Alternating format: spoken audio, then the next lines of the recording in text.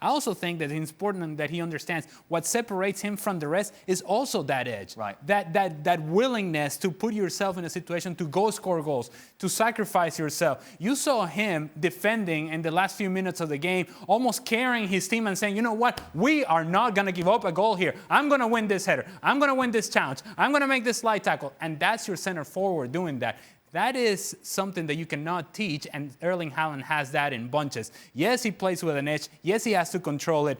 But I do think that edge separates him from the rest. You don't like his penalties, though? No, I do not, because he's a great striker of the ball. I don't quite understand why he's giving it the whole hesitation. Look, the way that he hits the ball, he hits it with power, picks a spot. There's nobody getting close to it. He gives a chance to the goalkeeper whenever he's given the hesitation. I don't quite understand it. I wouldn't do it that way. But then again, I think he's a little bit better than me. Just a tiny bit.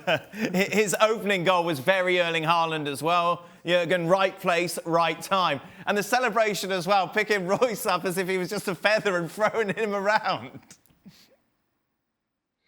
Yeah, and I think because this is pretty cool. I mean, it shows kind of how connected he is with his teammates, how he carries really this team. And Alejandro, he said it rightfully. At the end of the game, he was there to fight for the team, to help out and defensively. And it's almost like a leadership role at the age of 20, which is very early, for obviously he's just started his career, that you expect, from other players. You expect that type of a mentality from a Marco Reus or Emre Can, but he really stood out. He was there for his teammates. He made sure that somehow we survived this battle with Sevilla, and they did. And that's why he can be proud of himself tonight, except the little reaction he had on the goalkeeper. And it seems to be a role that he relishes as well. It's like he was born for it.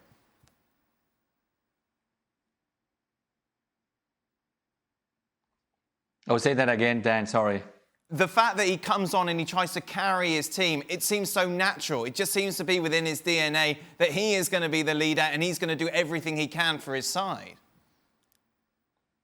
Yeah, and that shows, as Ale said, it shows his hunger. That shows his willingness to go beyond, in certain moments. And that's what they need. They need that grinding culture at Dortmund, to not only move up in the table of the league in the Bundesliga, but also to advance in European Champions League, which is now it's getting more and more difficult.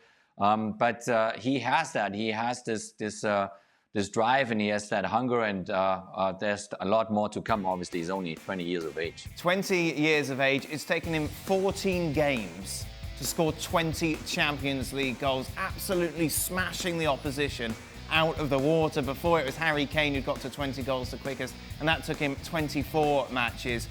Jules, he is, along with Mbappe, the hottest property in the world of football at the moment. Me and Ali were talking when we were watching this game. Where would he go? Like, who, if you were to say, right, this is the team that I would say is the favourite, he's going to leave Borussia Dortmund, which side would that be? I think it has to be Manchester City right now in terms of who has the money to afford him, of course, because we know there's that release clause kicking in the summer 2022. But before that, he can go for far more money than the 75 million euros. For the ties as well that Manchester City, of course, have with the Haaland family, and Alfie have been playing there. I think as a kid, there must have been a lot of love from Erling as well towards Manchester City. So the fact of being working with Pep Guardiola, for example, must be a big attraction. The Premier League, the way City are playing as well.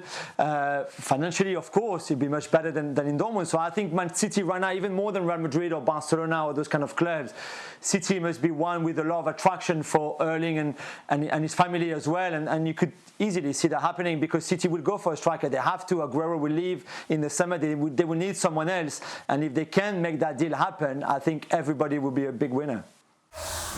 Thanks so much for watching ESPN on YouTube. And for more sports highlights and analysis, be sure to download the ESPN app. And for premium content and live streaming, subscribe to ESPN Plus.